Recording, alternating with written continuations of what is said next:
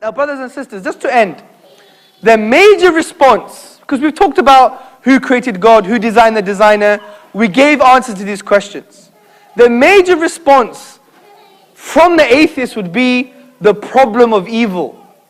The problem of evil. They say too much evil exists in the world, so how can Allah, who's supposed to be a good, merciful God, how can He exist? Now, as your homework, I want you to listen carefully. You got homework, guys. Everybody has homework.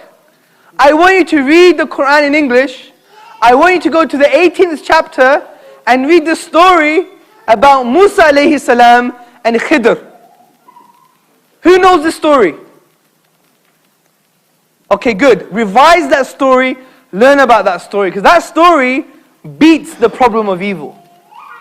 Because what does that story really teach us?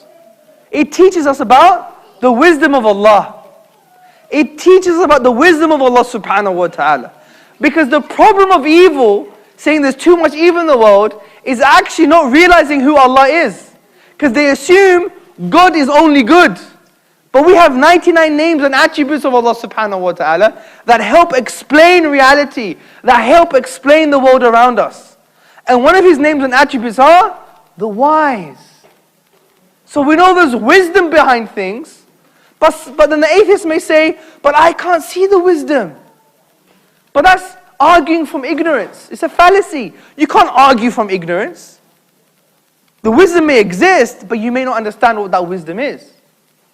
Also, we know that the problem of evil is actually not a problem for the Muslim, but a problem for the atheist, because we can explain it by saying life is not here to have a party.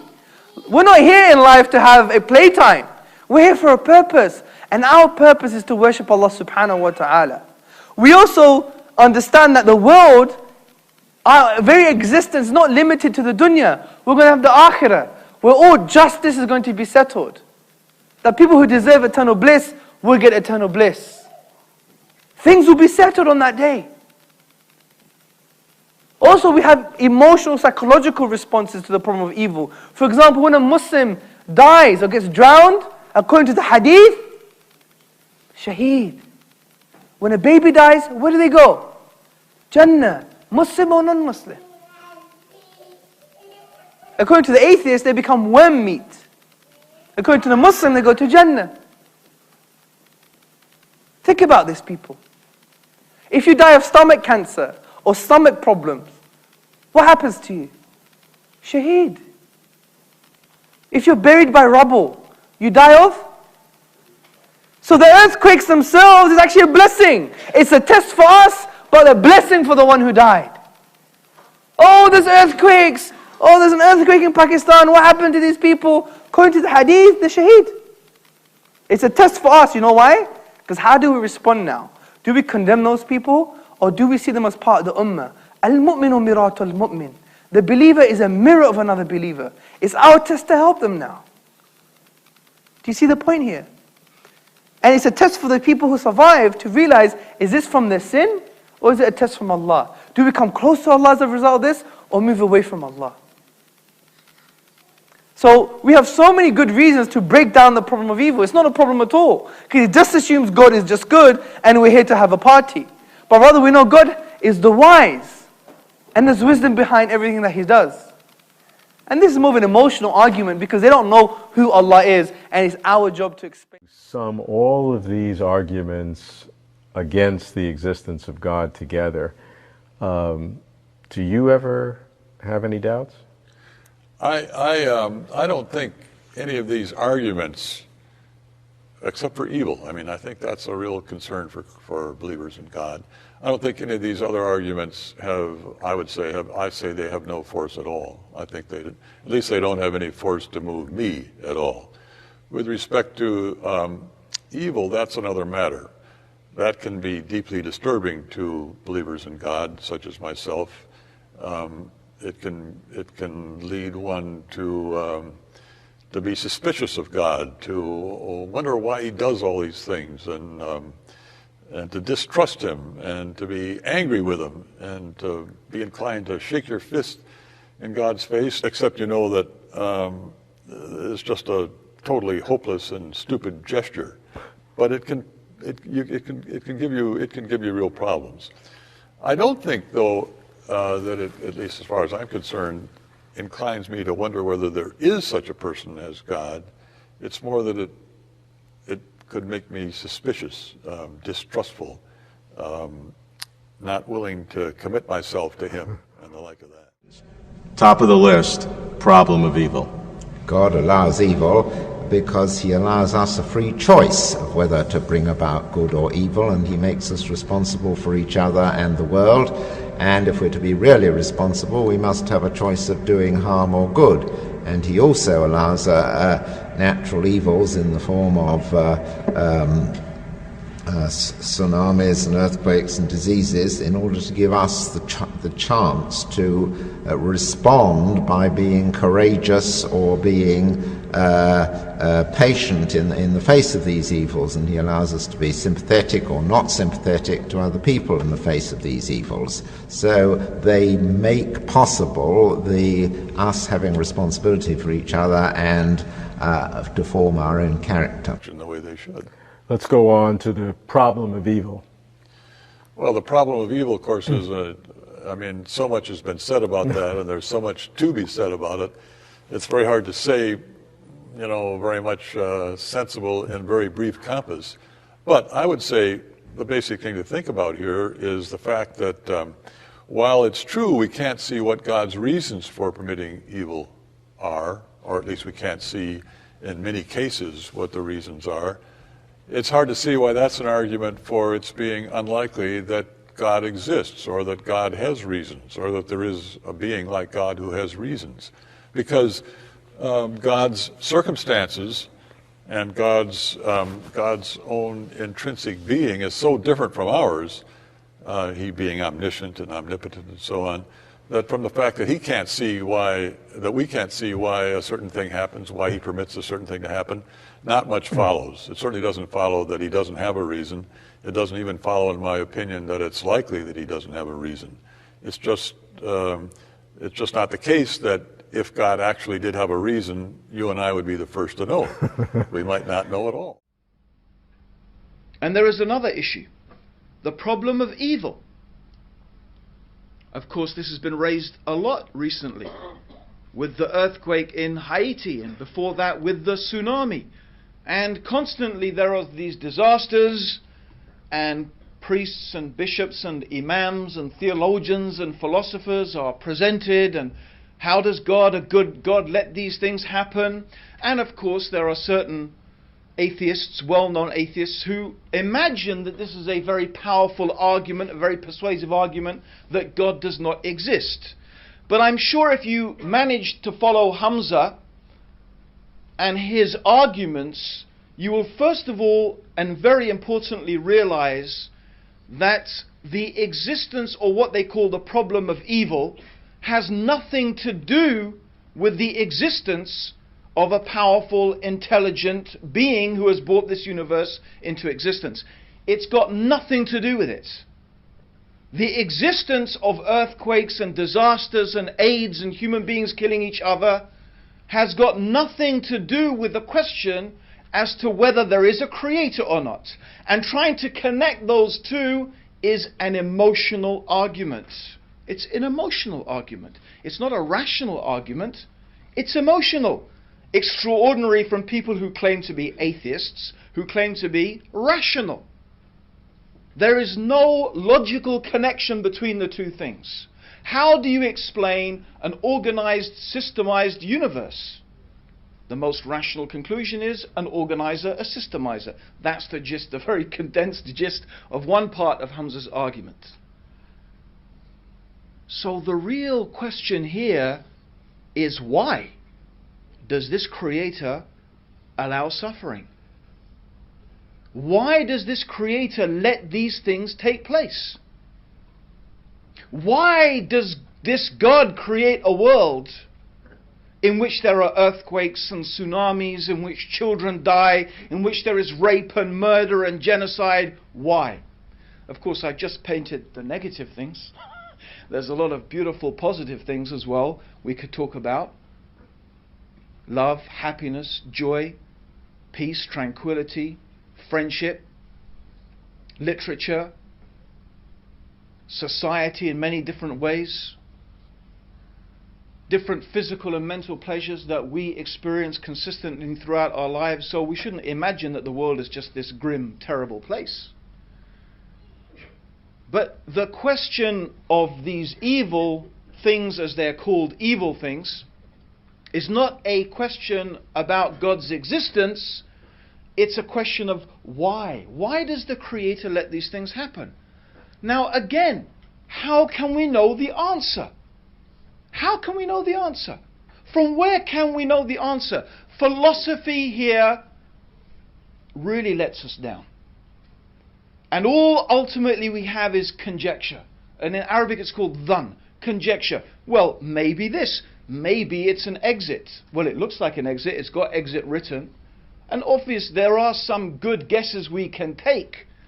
But how do we achieve certainty? This is the question. How do we achieve certainty? From where can we get certainty? How can we be sure?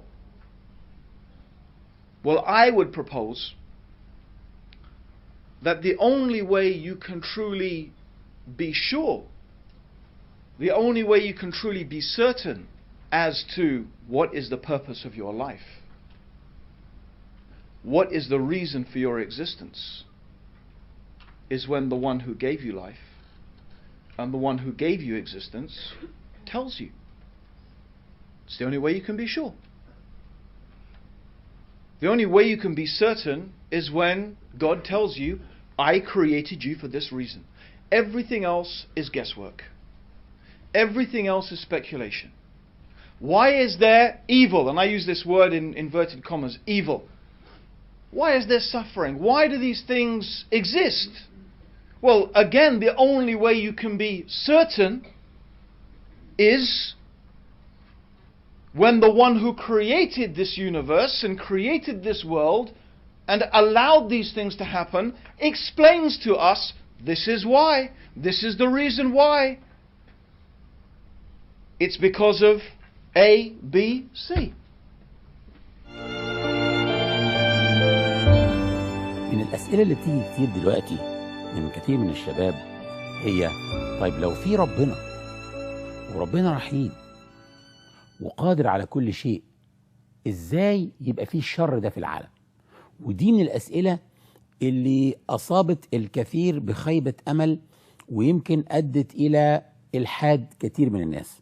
مش عدم إيمانهم بوجود الخالق، لا، ولكن عدم إيمانهم بوجود الخالق مع وجود كل هذه الشرور في الدنيا من حروب، ودي شرور من صنع الإنسان، لكن هناك أيضا شرور أخرى زي الزلازل، البراكين، اللي هي ليست من صنع الإنسان.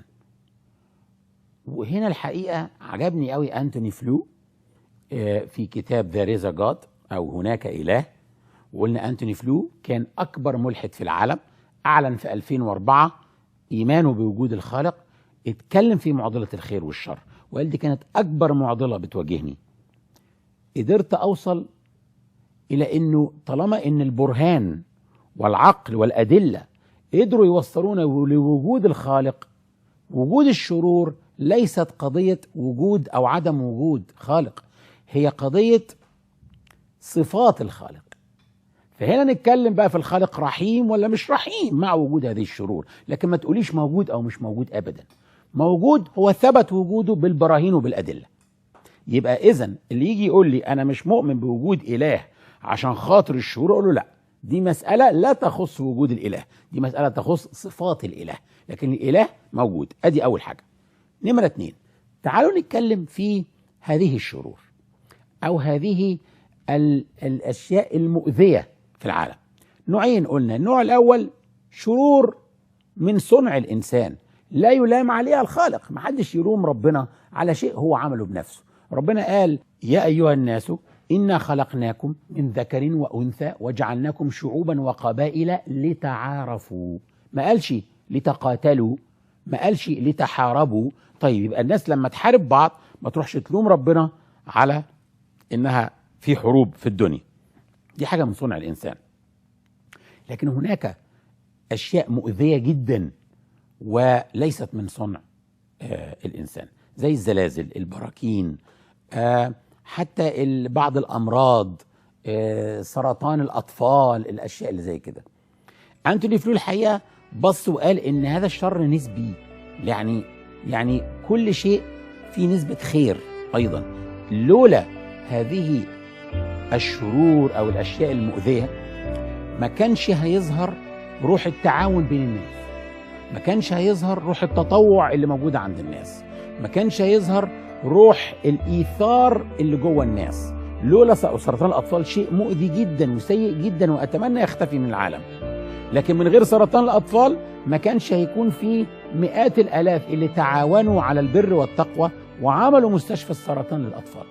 ما كانش هيكون في تقدم علمي وأبحاث علمية للقضاء على سرطان الأطفال أو لمواجهة هذه الشرور. الإنسان اضطر أنه هو يبحث ويشتغل ويعمل ويفكر، فحصل عنده تقدم علمي، وفي نفس الوقت أيضا ظهرت جواه نوازع الخير. لكن في نفس الوقت برضو عايزين نتكلم، هل ده ضد رحمة ربنا؟ المسألة دي لا يفسرها أبدا إلا أني أحط الدنيا في قدرها الحقيقي. اللي مكبر الدنيا قوي في عينيه عمره ما هيقدر يفهم رحمة ربنا. إنما اللي يفهم الدنيا بقدرها الحقيقي، إن ربنا سبحانه وتعالى يصف هذه الدنيا بقوله: وما هذه الحياة الدنيا إلا لهو ولعب وإن الدار الآخرة لهي الحيوان. يعني الحييان، الحياتين، ولكن الياء الثانية قلبت واو. إذن الدار الآخرة هي الحياة الحقيقية، الحياة كلها. إنما الدنيا دي فيها قدر بسيط جدا وصغير جدا لكنها مهمة. زي امتحان ثانوية عامة، هو الواحد تاني يوم الامتحانات بتاعت الثانوية عامة ما بتخلص يروح على خيمة الامتحانات ما بيلاقيهاش. راحت فين؟ اتشالت. هي دي الدنيا بالظبط كده. هو سوق قام وانفض فربح فيه من ربح وخسر فيه من خسر. الرسول عليه الصلاة والسلام بيقول عنها، بيصفها، بيقول: مالي وهذه الدنيا إن مثلي والدنيا كراكب. واحد راكب مسافر في يوم صائف، يوم صيف حر جدا، فوجد شجرة فاستظل تحتها، نام شوية تحت الشجرة دي، قعد في الظل بتاعها شوية ثم مضى في طريقه. فالدنيا عبارة عن مدة قصيرة جدا، لحظات، لكنها مهمة جدا لأن هي مزرعة الآخرة. فكل من ما يحدث من إيذاء في الدنيا هو ولا حاجة جنب اللي في الدار الآخرة، وكل ما يحدث من خير وشيء جميل ومتع في الدنيا هي برضو ولا حاجة جنب متع الآخرة.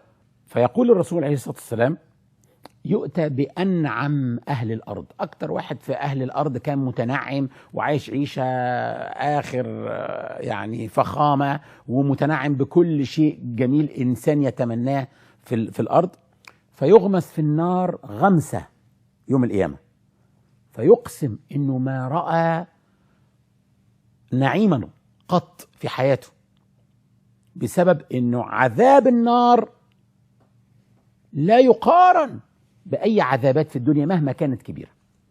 نفس الكلام، يؤتى بأشد أهل الأرض بؤسا، بس يكون واحد من أهل الجنة، فيغمس في الجنة غمسة واحدة، يطلع يقسم إنه ما رأى بؤسا قط.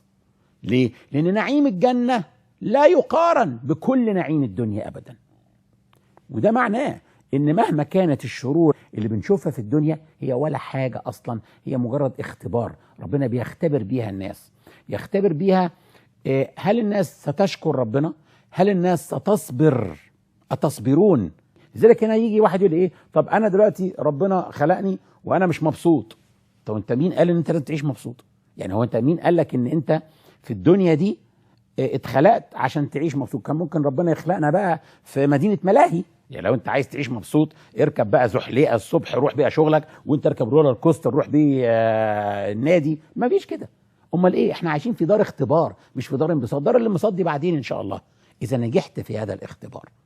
اذا يجب انك تعرف ان اقصى انبساط ليك في الدنيا هو ان انت تعيش في سلام نفسي مع الله ومع الناس حواليك من خلال عبادتك لربنا ومن خلال التزامك بأوامر ربنا وبشرع ربنا. دايما أنا أفاجأ بالسؤال ده: الاقي الواحد اللي يقول لي ليه ربنا خلق العقرب حيوان ضار ومؤذي بالشكل ده؟ مش بيقول ان هو اسجد لنا الملائكه وكرم بني ادم وسخر لهم الكون؟ طب يعني ايه ده بقى؟ يعني كان مش مفهومه دي حكايه ان هو يخلق عقرب زي ده مؤذي وضار.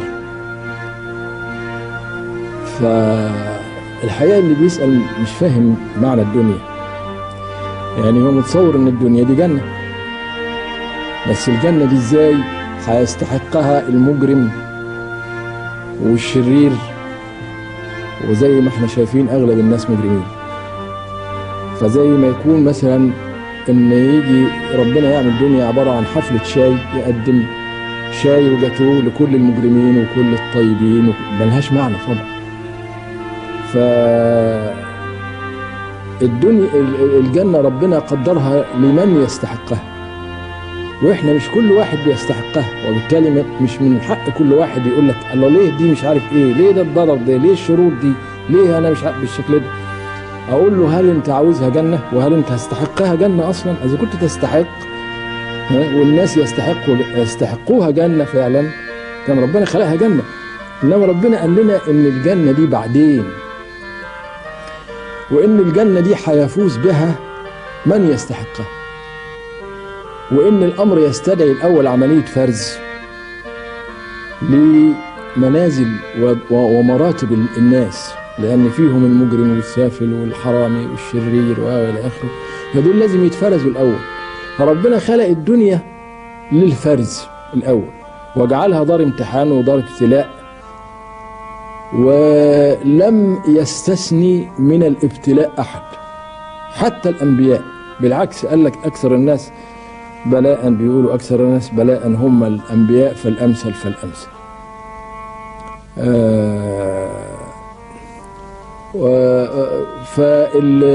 مفيش حد مستثنى في الدنيا من البلاء أبدا، لأنه امتحان عام كلنا بنخشه، وبالتالي ده السر اللي الدنيا بقى فيها الحر والبرد والأمراض والشيخوخة والميكروبات والشياطين والزلازل والبراكين وكل الحاجات دي. لكن ربنا تدخل برحمته.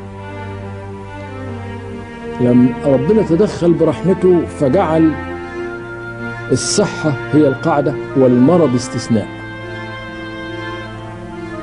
وتدخل برحمته أيضا فجعل الطقس المعتدل المحتمل سواء كان حر أو برد هو السائد، بينما الزوابع والأعاصير والسيول والانهيارات الجليدية كل دي أحداث عارضة.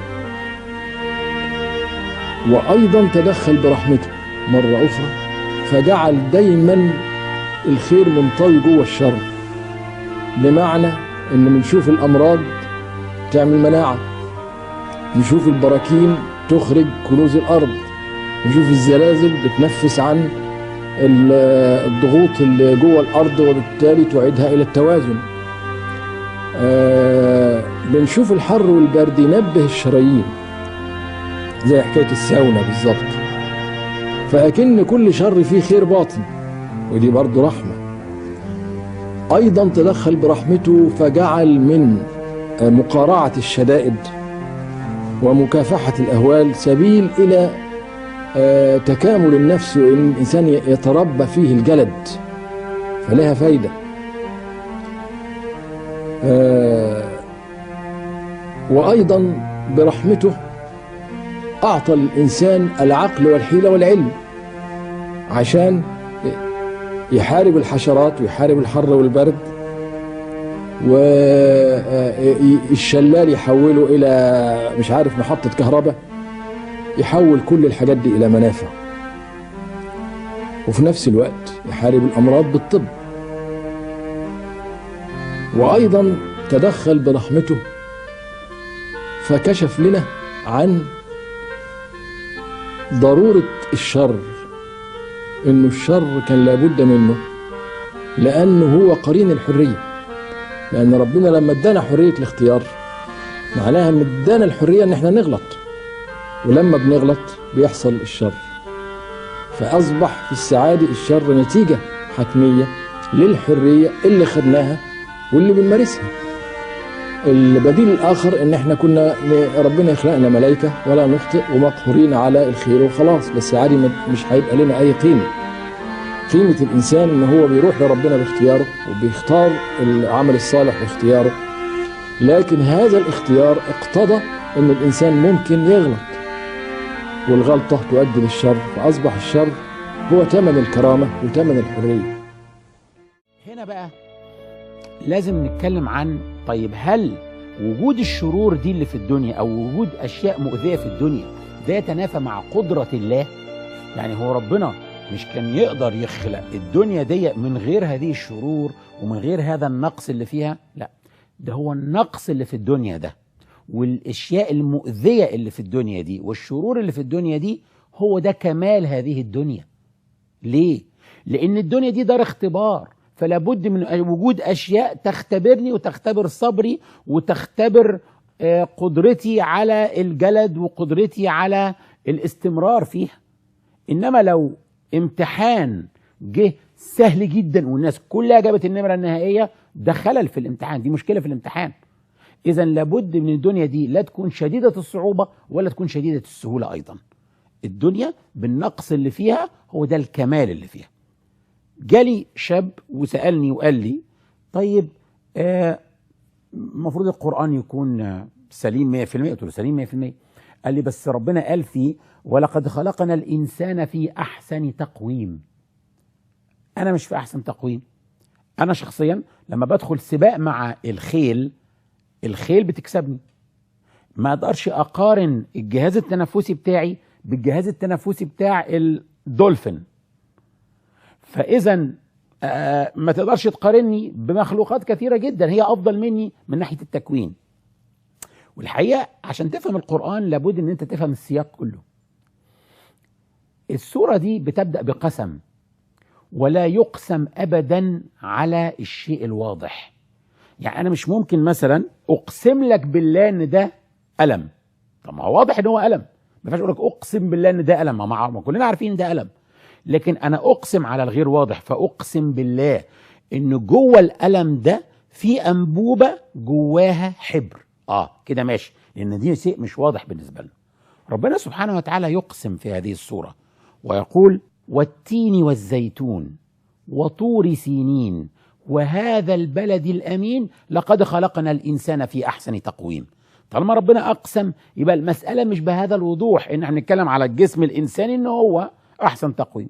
مسألة فيها بعد آخر أبعد من ذلك. لقد خلقنا الإنسان في أحسن تقويم ثم رددناه أسفل سافلين إلا الذين آمنوا وعملوا الصالحات فلهم أجر غير ممنون فما يكذبك بعد بالدين أليس الله بأحكم الحاكمين. الموضوع له علاقة بالدين، له علاقة أحسن تقويم، أحسن عقل في الدنيا هو عقل الإنسان.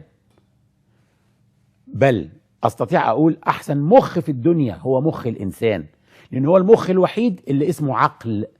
مفيش مخ اسمه عقل إلا مخ الإنسان. إنما الحيوانات عندها مخ، إحنا عندنا عقل. هو ده اللي ذو أحسن تقويم، مخ الإنسان قدر يثبت أن هناك خالق فبقى في أحسن تقويم.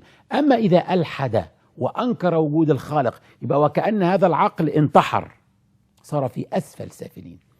إذن نقدر نقول إنه الإنسان في أحسن تقويم لأن عقل الإنسان هو العقل الوحيد القادر على بناء الحضارة.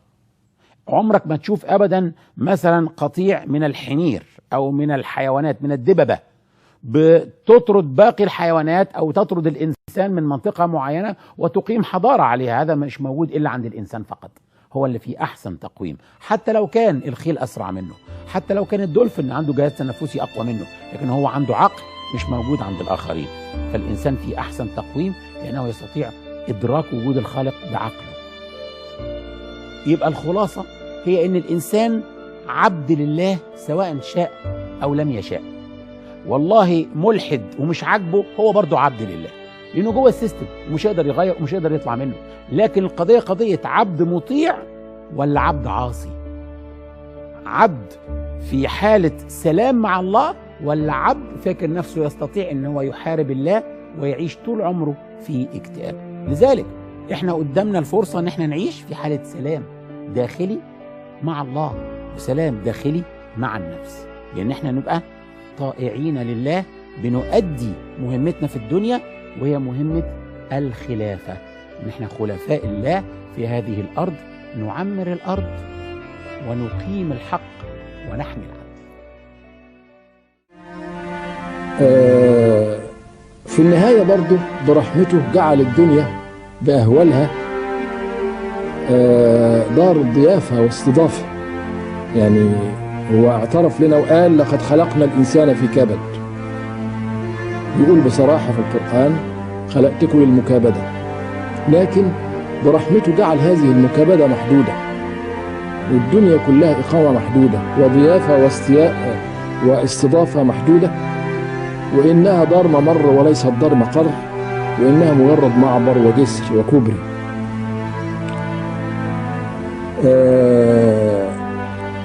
ففي النهاية يعني اللي زعلان من أخونا العقرب ده قوي، هقول له إن في ناس ألعن من العقارب.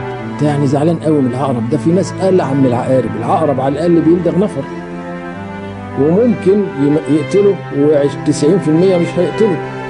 لكن واحد زي تاجر المخدرات لدغته بتسيب ملايين الشباب وتميت وتشل مجتمعات. يبقى واحد زي ده الإعدام العلني مش كفاية، ده لازم تركب على ظهره كده يافطة مكتوب عليها ميكروب السل والجذام والكوليرا، لأنه ده ميكروب.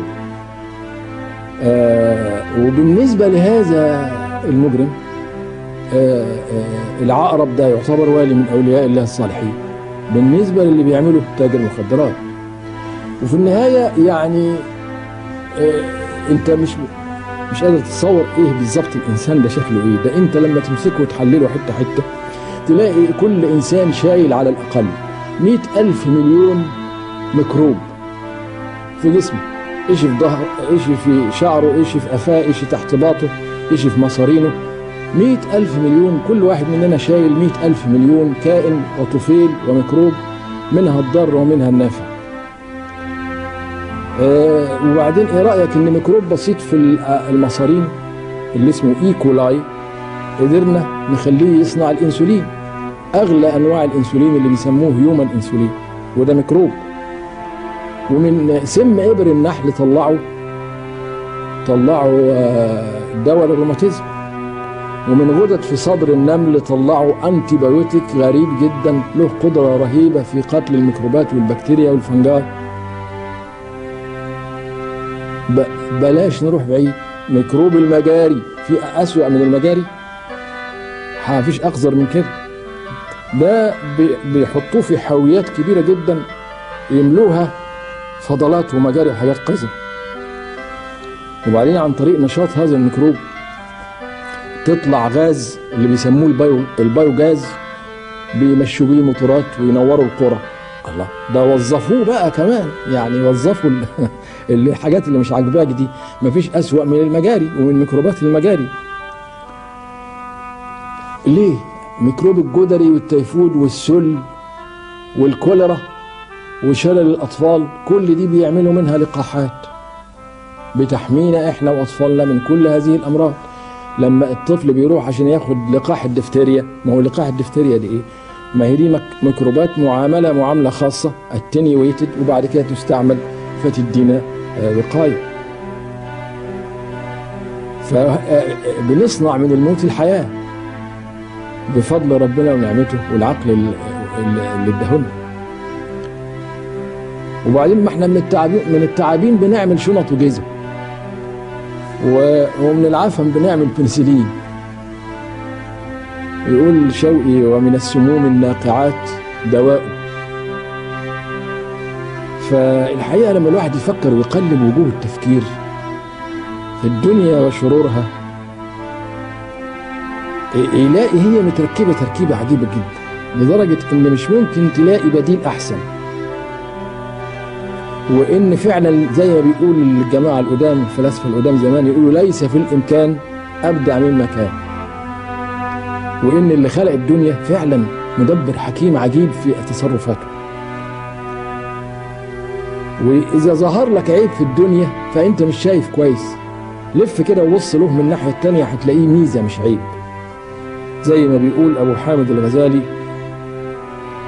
لولا اعوجاج القوس ما رمى.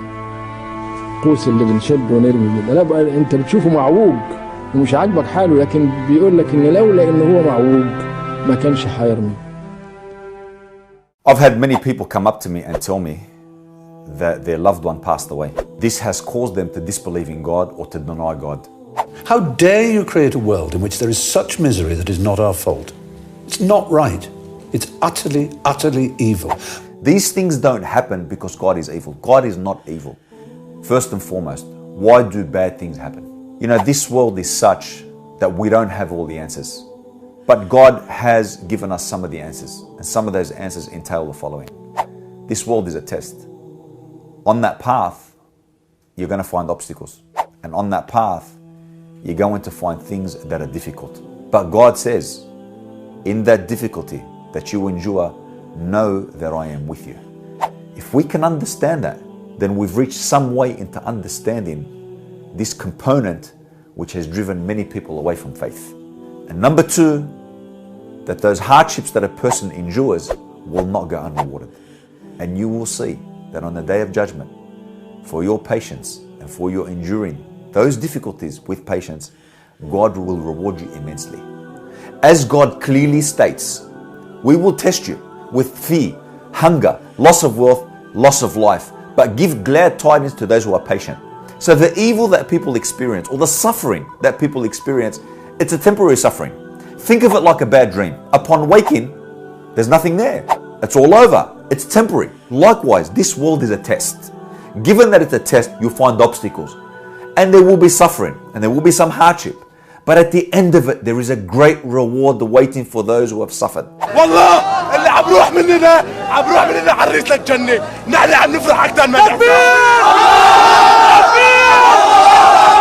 In fact, the person in this world who suffered greatly, when he sees paradise and he enters paradise, he will state, I never saw a difficult day, and this is the person who suffered dearly upon this world. So whatever difficulties, whatever hardships, whatever calamities that you face, and the loved ones that you've lost, that feeling that you're feeling is going to be temporary. I want to also comment on the fact that sometimes people perform bad actions. Let me explain. God gave mankind free will. The freedom to choose between right and the freedom to choose between wrong. Now what that means is that inevitably it is the choice to do the evil which is the evil, and not the fact that God created it. The choice of man, despite it being evil, will be created. But this does not mean that God is happy with that decision. It does not mean that He's pleased with that decision. But because God has given him the choice, He has created and given that choice an external manifestation. But that doesn't mean that there isn't a plan or wisdom to the actual fact or thing that occurred. One great scholar said we are like an ant on a big, great rug. That ant can't see the entirety of that rug. God has the absolute ability of foresight. We see that sometimes when catastrophes occur, what do people do? It brings out sometimes the best in people. You see people flocking to centers where they can donate their time, where they can donate their wealth, and they want to help the poor, they want to help the weak, they want to help the destitute. We don't understand the knowledge or have the information about everything. And that's something that I want to leave you with, and leave you with the very fact that God does love His creation, and the ones who patiently endure the sufferings that occur in this world will be greatly rewarded in the hereafter. It's part and parcel of the test that God has given His creation. When atheists raise this topic of the problem of evil, it's a strangely self-contradicting assertion from their own point of view. Let's think about this. Atheists, by and large, perhaps not all of them, but I still probably have to meet an atheist who doesn't believe in the theory of evolution. In fact, for atheists, the theory of evolution for them is one of the strongest arguments that they use to rationalize that we don't need a creator. we have sufficient explanation from natural causes to explain the wide variety of life that we find on our planets. Of course, it's worth noting that evolution, or the process of evolution, does nothing to be able to explain the fine-tuning of the universe. It does nothing to explain the alternation of the night and the day, the distance of the Earth from the Sun, the exact composition of the gases in our atmosphere, the chemical properties of water, the various forces that operate within the universe within such a fine degree that it would be very strange to imagine how such precision could be a product of random events. So evolution doesn't do anything to explain those things. It can't. However, still atheists, for them, the theory of evolution is a strong argument that they use in order to try and show that God is at least not as necessary as believers think he is.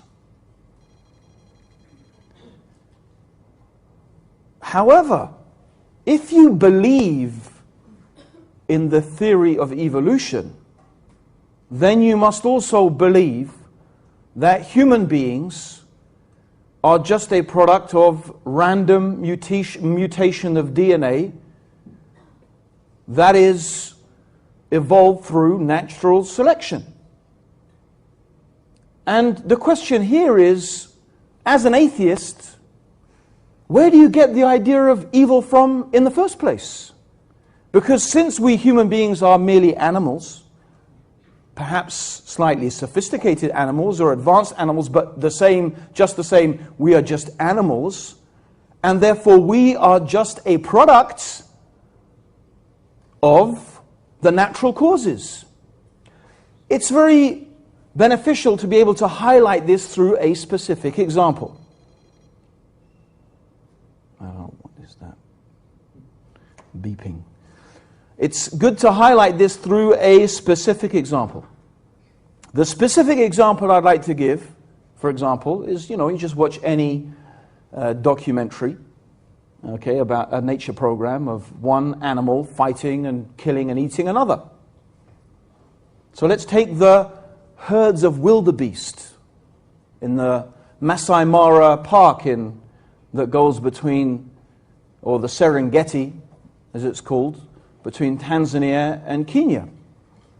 And these wildebeest migrate, and one of the things, I'm sure you've probably seen it, there comes a time when they cross a certain river and the crocodiles know that it's time, right, for these wildebeest to cross, and they're just waiting there to, it's just dinner time, right? Now, we don't sit there and look at the crocodiles and say, oh my God, look at that evil crocodile eating that wildebeest. He's so evil and wicked. You might think that because the crocodiles are sort of a bit slimy and reptilian and a wildebeest is a mammal, but, that's ridiculous. They're just doing what crocodiles do. When a lion jumps on a helpless little gazelle and rips its throat open with blood spewing everywhere, you don't say, what a wicked lion.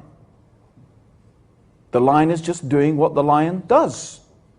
When the male shark forces itself upon the female shark, it basically rapes the female shark. Well, we don't call it rape, we don't consider it to be evil. That's just what sharks do. So here is my question. Where does evil come in if we are just evolved? Surely human beings are just doing whatever human beings have evolved to do. So if we gas 6 million Jews, we slaughter each other in Rwanda, we rape, we murder, we steal, we're just doing what human beings do. We've evolved to do that. So using the argument of evil is hypocrisy from the point of view of the atheist, because in reality, there is no morality, there is no such thing as good and evil, if you are truly an atheist and you believe in evolution. Morality is an artificial... So, see, this is precisely the point I'm trying to make, Professor Krauss, is that I find it quite interesting. Someone who adopts an atheist position would have strong moral judgments about a religious tradition, whereas your moral judgments, at best, are relative and subjective. Now, when you look about moral theory, from an Islamic perspective and a religious perspective, you see that objective morals, that even pointing the finger and saying, you know, you're wrong, you're nonsense, Sharia law is backward, these kind of strong emotive things, I think we can only be that emotive and strong in an objective sense if you have God as a grounding for your objective moral values. Because if you take God out of the picture, He's the only concept that transcends human subjectivity. Social pressure, you know that doesn't work. Look what happened in Nazi Germany. You know, for example, evolution makes it end up being ephemeral and empty. If you look at the philosopher of science, Michael Rules, he said, you think loving thy neighbor as thyself is like you're referring above and beyond yourself. But essentially, it has no true meaning. It's just a product of survival and reproduction. So from this perspective, you don't have an ontological grounding for objective moral truths. The best you could do, what a lot of atheists have done, is, well, we believe in moral realism, which is, moral truths are just moral truths because they are. Well, Islam just is, and the Prophet Muhammad upon him peace just is, and the Quran just is. That's not an argument. So the reason I asked you that question, sir, was to say, how on earth, from an intellectual perspective, can we point the finger at religions from a moral perspective? And especially today's been, the irony is, most of your articulation against Islam has had a moral vibe to it, not a rational one, because you didn't deal with the premises of my argument. I did. No, you didn't. You talked about infinity. One of Christianity's specifically horrible contributions to human mythology and delusion is the idea, the terrifying idea, that you could be tortured forever. Horrible by what standard? Horrible by, well, good question. Yeah, I know. Good, no, but horrible, well, shall I say, let me ask you, anyone here who doesn't think it's a horrible idea to put up their hand? So it doesn't seem to require much explanation, does it, as a horrible idea? Well, what, do you feel you need a standard to keep your hand down at the moment? Or did I just say something that was, so to speak, morally self-evident? There's a difference between an emotional reaction to something. Every person. I think they're using their heads. No, there's a difference between an emotional reaction, which all of us have. Everybody with natural affection thinks it's a terrible idea to think of people perishing eternally. That's not the issue. The issue is, how do you give an accounting of what is good and what is bad? When you say, if the universe is, on your accounting, time and chance acting on matter, if all the universe is matter in motion, what do you mean, horrible? What do you mean by horrible idea? Who cares? Now the third point, to contend with Dawkins' assumptions that a universe with a God or designer would be much different than the one that we're living at the moment, is that this universe contains objective morality. And since it contains objective morality, then it makes sense of the existence of God. Now, brothers, sisters and friends, we all believe that killing 6 million Jews during World War II was morally wrong. However, not only do we believe it was morally wrong, we believe it was objectively morally wrong. Now, what I mean by objective is that if the Nazis had successfully taken over Europe and brainwashed us to believe that it was okay to commit genocide, it would still be objectively morally wrong regardless of human experience. However, since our universe contains objective morality, then it can only make sense with God's existence. Because God, brothers, sisters and friends, Allah subhanahu wa ta'ala, is required as a rational basis for objective morality. Because without Allah, morality is subjective. Because Allah is the only conceptual anchor that transcends human subjectivity. So the universe with objective morality makes no sense without God. No sense without Allah. In this light, the Muslim can argue, 1. If God does not exist, then objective moral values do not exist. 2. The universe with objective moral values does exist. 3. Therefore God exists. Now let me explain this a little further. Now the question about objective good or bad, brothers, sisters and friends, in other words objective morality, has been discussed by many theists, people of religion and non-theists alike. Many have concluded though that there is no objective morality without God. This is why the humanist philosopher Paul Kurtz, he aptly puts it. He says, the central question about moral and ethical principles concerns this foundation. If they are neither derived from God, nor anchored in some transcendent ground, are they purely ephemeral? Well, I would argue Paul Kurtz is right, because God is the only conceptual anchor that transcends human subjectivity. So without God, there is no rational basis for morality. Let me explain this. Now, in absence of God, we have only two other possible conceptual foundations. One, social pressure, and two, evolution. Now, both social pressures and evolution provide no objective basis for morality, brothers, sisters, and friends, because they both claim that our morality is dependent on changes, which are biological and social. Therefore, morality cannot be binding. Therefore, it cannot be true, regardless who believes in them.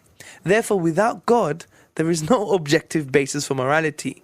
Because God as a concept is not subjective, therefore having God as the basis for morality makes them binding and objective, because God transcends human subjectivity. Now, the following statement by the eminent ethicist Richard Taylor is actually an apt conclusion to this section. He says, contemporary writers in ethics who blithely discourse upon moral right and moral wrong and moral obligation without reference to religion are really just weaving intellectual webs from thin air, which amounts to saying that they discourse without meaning. Now, brothers, sisters, and friends, since the universe contains objective morality and God's existence is necessary as a conceptual foundation for objective morals, then the universe we live in makes sense with the existence of God. Need religion. I think Hamza introduced that subject very nicely with the problem of, how do we know what's right and wrong and good and evil? What's our morality based upon? If we don't have religion, do we even have morality? Isn't it morality therefore just a social construct? It just changes from hour to hour, minute to minute. And if it changes from hour to hour, minute to minute, do we even have really morality? No, that's his argument, and I agree with it. We don't. It's illusionary. You need, and this is why I'm going, you need this certainty. But the certainty is important. We need to know that this is really from God. And this is our problem. In the rational age, we need a rational explanation.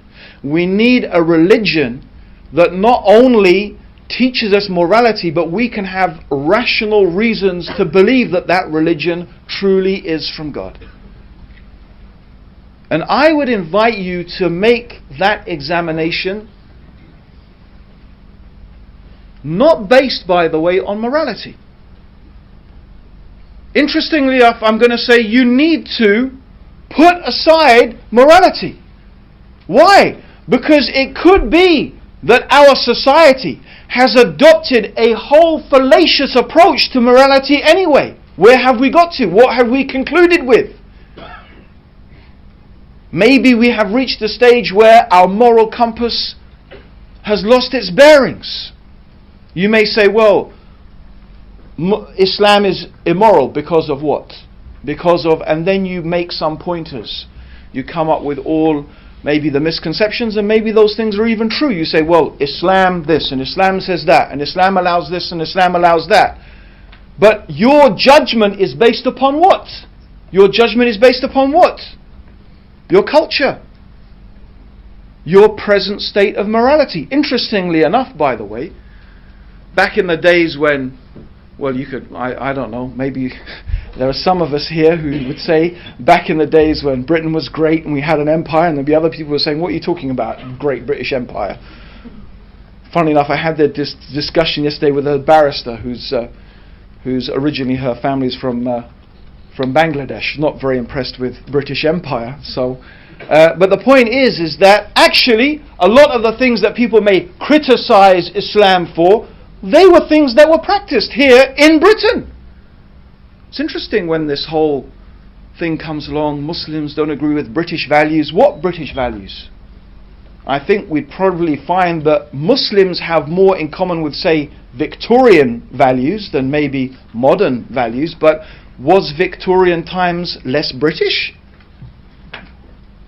Was that part of Britishness? I don't know. I mean, you tell me, what's that mean?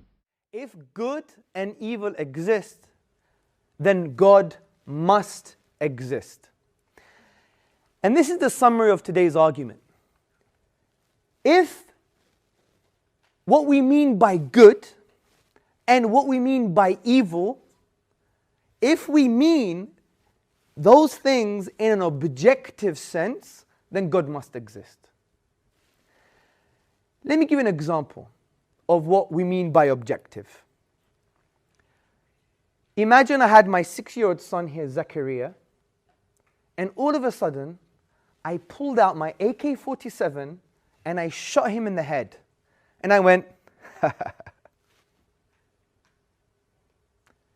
I think everybody, intuitively and within ourselves, even if we sideline our emotions, we would say that is not only immoral and evil, but it is objectively immoral and evil. Regardless if the whole room had a consensus and said, no, actually, according to his beliefs, according to his upbringing and his culture, it could be morally okay. I don't think anyone in this room is prepared to say such a thing.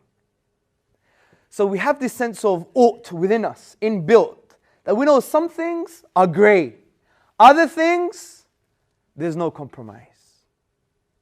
This is objectively, morally wrong, regardless if the whole of Cardiff, the whole of the UK, the whole of the world, or the whole of the universe came together and said, no, it is actually a good thing to do. You would still stand and say, no, it is an objectively, morally wrong thing to do. This is objective evil. My argument today is, if that's true, if we start with this axiom, which means a self-evident truth, and we'll build upon that premise, then God indeed exists. And I'm going to explain this. But I want to really be nuanced here and tell you what we are not saying. Number one, we are not saying the following: you can't be an atheist and display moral or good behavior. That's ridiculous. Some of the nicest people I've met are atheists. Like Professor Richard Norman. Had a discussion with him a few years ago. Great guy. You could have a pint of milk with him any day. Just to make it Islamic, because we don't drink. The second thing we are not saying, you have to believe in God to have moral traits, such as defending the innocent and feeding the poor. Of course not.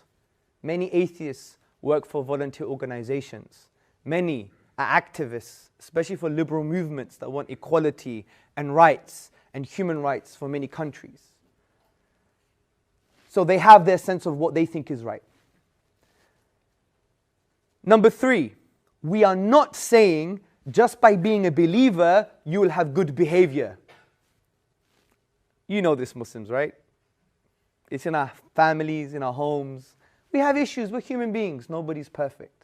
So we're not saying these things in this argument. This is what we are saying.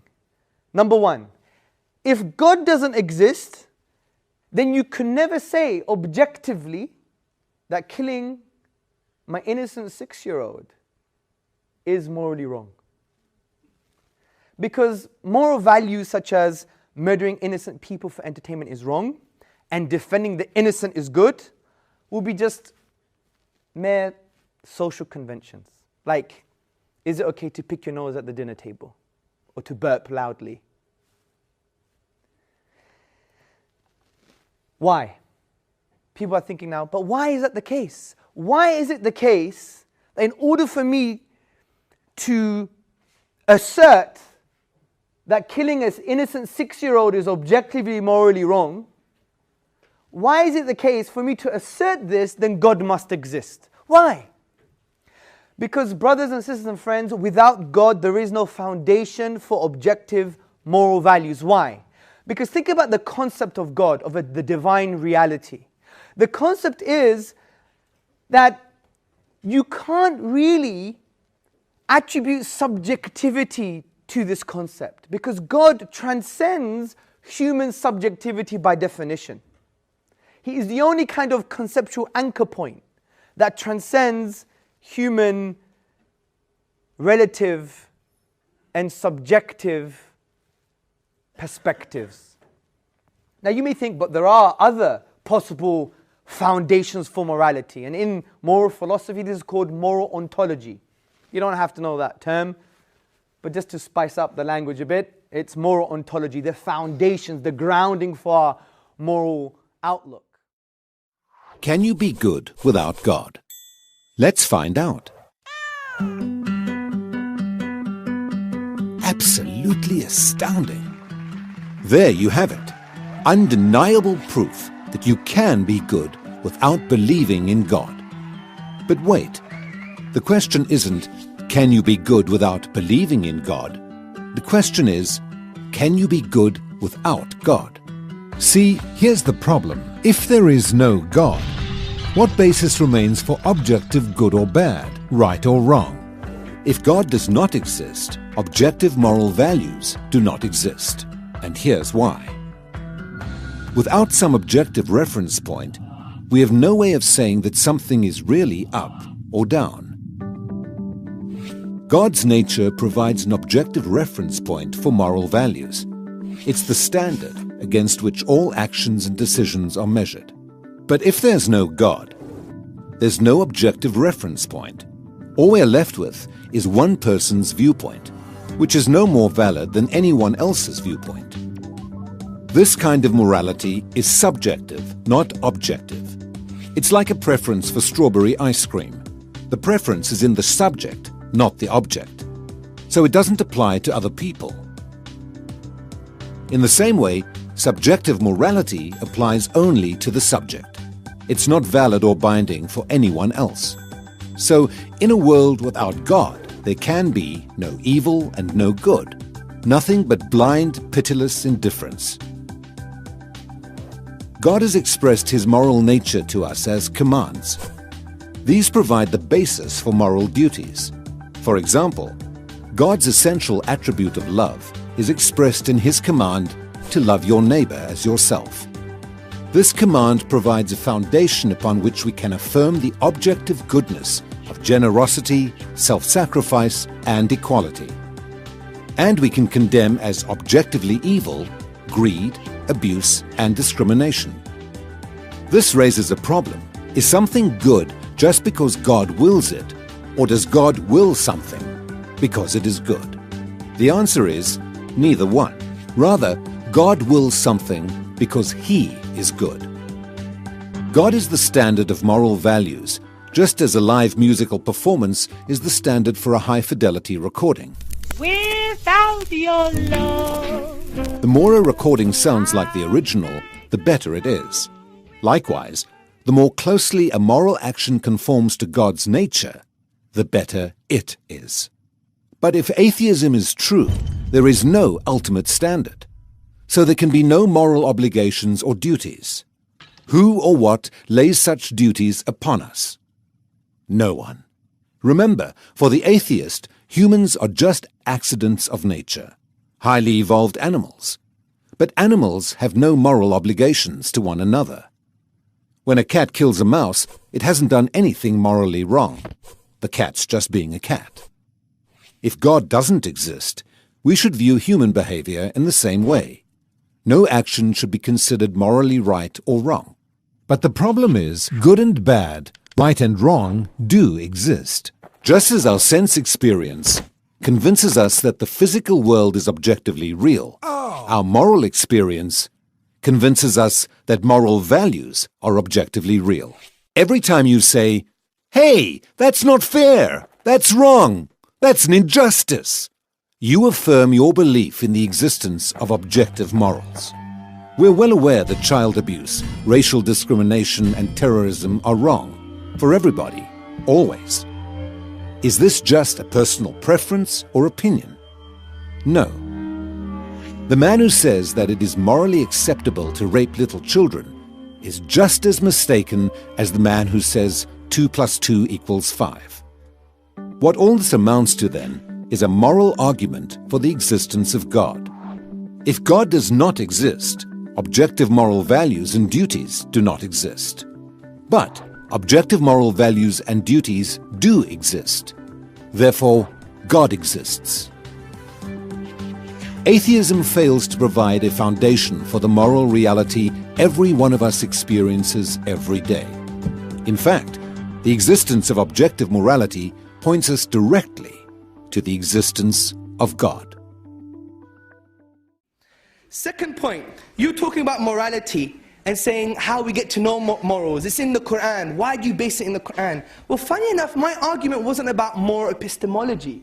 It was about moral ontology, the basis for morality. For you to say that pulling my fingernails and pulling my hair and torturing me against my will is objectively morally wrong, for you to say that, there must be a God, because there's no other conceptual anchor that transcends human subjectivity, something you didn't deal with again. The other point you talked about is the divine command theory, also known as Euthyphro's dilemma, Plato's dilemma. Now, many philosophers such as Philip Quinn, Robert Adams, William Aston and William Craig, they expose this false dilemma, adding a third alternative. And what do they say? They say our moral duties are commanded by a loving and good God, and God's very nature, and his nature is determinative of what good is in the first place. Now, one may argue, why do you choose God as the being that determines good? Well, by definition, God is the only thing worthy of worship. And what is worthy of worship is something that is morally perfect. So I think that breaks the dilemma. The other point you made about voluntary euthanasia and homosexuality, again, value claims and moral judgments about certain things. You presume them as if they're objective in nature in the humanistic perspective, which there's even difference of opinion amongst humanists and atheist scholars with regards to euthanasia and things like abortion and other things like homosexuality. And I would argue, where is your standard? You don't even have a standard. How can you come here and just say these things are right and wrong when you don't even have a standard? I'm telling you, without God, your morality is meaningless. It's ephemeral. It's like the lion when he rips the blood, he rips the neck of a deer and drinks its blood. We don't say, hey, that lion is acting immorally. No, it's not murder. He's following his instincts. And what does evolution say? The basis for your morality. What does it say? It says we're just animals. And if you think human beings are something special, then you're talking about speciesism, the unjustified bias for a certain particular species, which is unjustified. And evolution does say we're just matter or animals, and if that's the case, then it doesn't really matter, does it? Argument. But some people claim, what about the famous dilemma, Plato's dilemma, also known as Euthyphro's dilemma? And this is the dilemma. It says, well, you argue that God is the only basis for objective good and evil. Well, is it good because God commanded it, or is it good because of the commands of God are good? There's a problem. Because if you say it is good because God commanded it, then therefore morality in a way is arbitrary. God could say, kill all 55-year-olds and above. Right? He could say that. And by that definition, it could be good. But then that doesn't really agree with our sense of ought, that some things we do agree are objectively morally good and objectively morally bad. Now if you say, oh, is it good because the commands of God are good, then you already know what good is and you're judging God's commands. So you already know what good is. So there's a dilemma. Where do we go? I believe this is a false dilemma. We could chop it in half and have a third alternative. And it's summarized best by Professor of Philosophy Shabir Akhtar in his book, The Quran and the Secular Mind, published by Routledge. On page 99 he says, there is a third alternative, a morally stable God of the kind found in Scripture, a supreme being who will not arbitrarily change his mind about the goodness of compassion and the evil of sexual misconduct. Such a God always commands good because his character and nature are good. So his commands are good because they are derivatives of the divine will, and the divine will is that he is good. Now you may argue, well, why is God the definition of good? Because you're assuming God by definition is the definition of good. Well, I think it's easy to understand, because if God is the only being worthy of worship, then the only being worthy of worship is the morally perfect being. So therefore moral truths are derivatives of his divine will. This is no wonder Richard Taylor in Ethics, Faith and Reason, he says, contemporary writers in ethics who blithely discourse upon moral right and moral wrong and moral obligation without any reference to religion are really just weaving intellectual webs from thin air, which amounts to saying that they discourse without meaning. What is Euthyphro's dilemma? Well, that's a dilemma posed in one of Plato's dialogues to people who say that goodness, moral value, is based in the gods. Socrates asks Euthyphro, do the gods will something because it is good, or is something good because the gods will it? If you say that the gods will something because it's good, then the good is independent of the gods. It's not dependent on them at all. But if you say that the good is whatever the gods will, then that seems to be an example of might makes right. They could have declared something totally different to be the good. And so it makes good and evil arbitrary, which seems wrong. And this dilemma is often pressed against those who believe that goodness and moral value is grounded by God. I think, however, that the Euthyphro dilemma is a false dilemma because there's a third alternative. It's not the case that God's will something because it is good, nor is it the case that something is good just because God wills it. Rather, God wills something because He is good. That is to say, it is God's own nature which determines what is the good. God is by nature essentially compassionate, just, fair, kind, loving, and so forth. And because He is good, His commandments to us reflect necessarily His nature. And therefore the commandments of God and our moral duties are rooted in God's essence. They are not arbitrary. They are rooted in God Himself, but they aren't grounded in anything external to God. God is Himself the good, who is the source of our moral duties. الشبهة التي تلقى كثيرا أيضا هي شبهة طيب لو أنا مؤمن بوجود الإله إزاي تثبت لي أن هناك آخرة، هناك بعث، هناك حساب؟ ودي الحقيقة الرد عليها بيبقى منطقي جدا بالنسبة لأي حد مؤمن بوجود الإله. والله أي إنسان في الدنيا سواء من أي دين، مسلم، مسيحي، يهودي، ما دام مؤمن بوجود الإله اسأله سؤال واحد: هل إلهك كامل؟ الرد الطبيعي طبعا متصف بالكمال. طيب طالما أنه متصف بالكمال إذن هو متصف بالعدل. هل من العدل إن هناك أناس ارتكبوا جرائم كبيرة، قتلوا مئات الآلاف، ملايين الناس، ولم يعاقبوا ولا يعاقبوا ولن يعاقبوا؟